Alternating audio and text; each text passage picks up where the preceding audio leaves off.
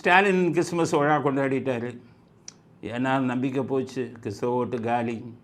இதுக்கிடையில் நிறைய அவர் பீட்டர் அல்ஃபோன்ஸ் அவர் சிறுபான்மை இதை சேர்ந்தவரான்.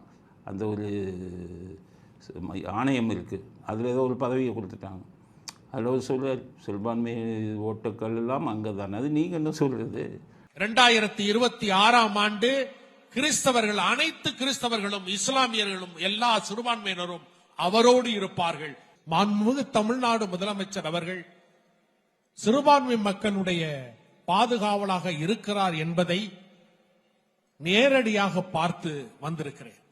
அது மற்றவங்க முடிவு எடுப்பாங்க. நீங்கள் என்ன கிறிஸ்தவ மக்களுக்கு இவரா, கிறிஸ்தவ மக்களுக்கு கொள்கை தலைவரா? அவங்களுக்கு தெரியும், எல்லாம் படித்தவங்க. கிறிஸ்தவ இயக்க மதத்தில் இருப்பவர்கள் எல்லாம் அதிகம் படித்தவர்கள், அவர்களுக்கு தெரியும். இவ்வளோ நாள் வரை அவங்களுக்கு பிஜேபி மேலே ஒரு இது இருந்தது, கோபம். அதனால் போன எலெக்ஷன் வரை அவர் வழி இல்லாமல் போட்டார்கள். இனி எந்த சிறுபான்மையினரும், இஸ்லாமியர்கள் கொண்டு சொல்கிறேன், இஸ்லாமிய கட்சின்னு வச்சுக்கிட்டு தலைவர்கள் எல்லாம் சொல்கிறாங்க, அதெல்லாம் நடக்காது. நீங்கள் என்ன இஸ்லாமியர்கள், நீங்கள் என்ன சொல்கிறது? அவர்களுக்கு தெரியும், அவருடைய மனசாட்சிக்கு தெரியும் யாருக்கு ஓட்டு போகிறது. அதனால் சிறுபான்மையின மக்களின் பெரும்பாலான சதவீத ஓட்டுக்கள் விஜய்க்கு தான் விழுகும் அப்படிங்கிறதுல எந்தவித சந்தேகமும் இல்லை. அதனால் இவர் ஸ்டாலின் கொண்டாடினார் கிறிஸ்மஸ் விழாவை. நேற்று விஜய் கொண்டாடியிருக்கார் கிறிஸ்மஸ் விழாவை.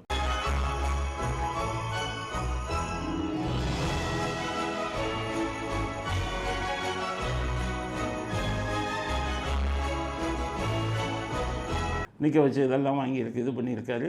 அது என்ன கொடுத்துருக்காரு அப்படின்னு பார்த்தீங்கன்னா, பரிசு பொருள்கள் கொடுக்குறாரு. அது உபயோகமாக இருக்கணுமே அப்படின்னு கொடுக்குறாரு. என்ன சொல்லியிருக்காருன்னா, சாக்லேட் கொடுத்துருக்காரு, அது குழந்தைகள் விரும்பி சாப்பிடும். திருக்குறள் கொடுத்துருக்காரு, குழந்தைகள் படிக்கட்டும், நல்ல விஷயம். குழந்தைகள் திருக்குறளை படிக்கட்டும்.